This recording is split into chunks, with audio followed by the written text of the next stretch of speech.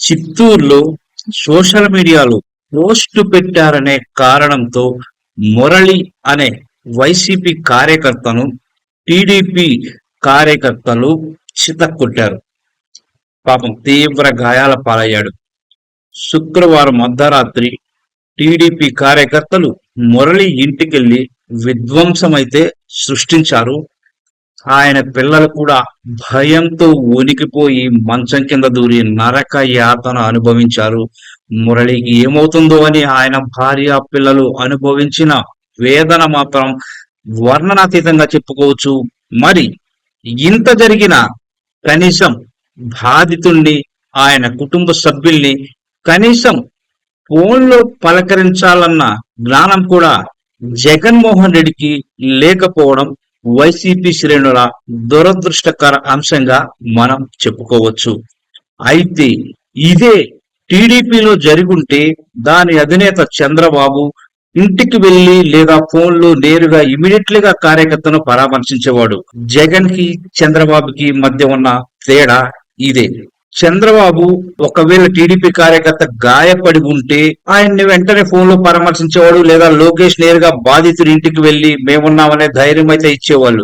కానీ వైసీపీలో ఆ కార్యకర్తలకు అలాంటి భరోసా జగన్ ఇప్పటికీ ఇవ్వలేకపోతున్నారు. కార్యకర్తలు జగన్ అంటే ఉంటున్నా కూడా జగన్ మాత్రం కార్యకర్తల్ని ఇట్లాంటి సమయాల్లో పట్టించుకోకపోవడం దురదృష్టకరంగా చెప్పుకోవచ్చు.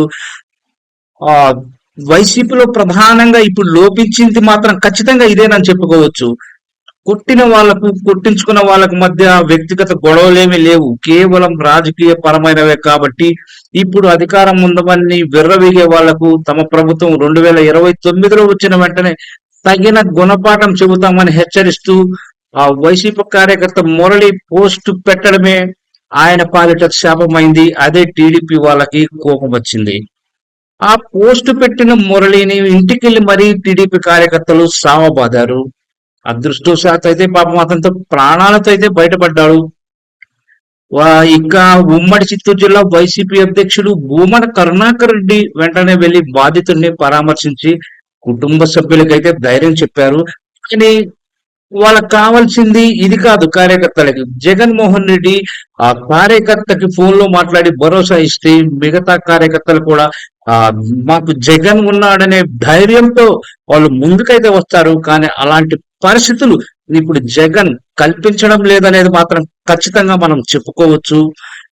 అసలు తాడేపల్లి నుంచి జగన్ బయటకు వచ్చి కార్యకర్తలతో ముందు మమేకం కావాల్సిన సందర్భం ఇది.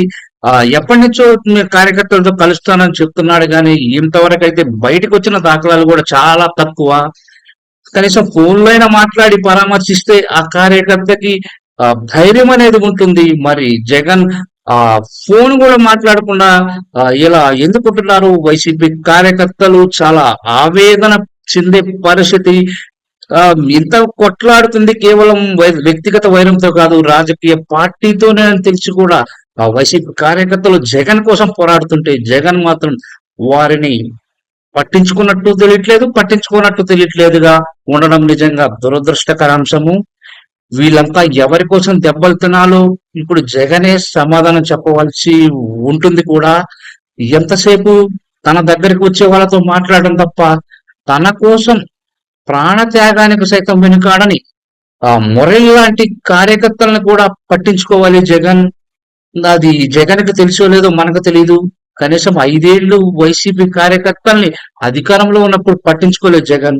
కనీసం ప్రతిపక్షంలో ఉన్నప్పుడైనా అధికార పార్టీ కార్యకర్తల చేతుల్లో దెబ్బలు తింటున్న వాళ్ళను, జైలుకు వెళ్తున్న వాళ్ళను కూడా పట్టించుకోవాల్సిన అవసరం ఇప్పుడు జగన్కు ఎంతైనా ఉంది.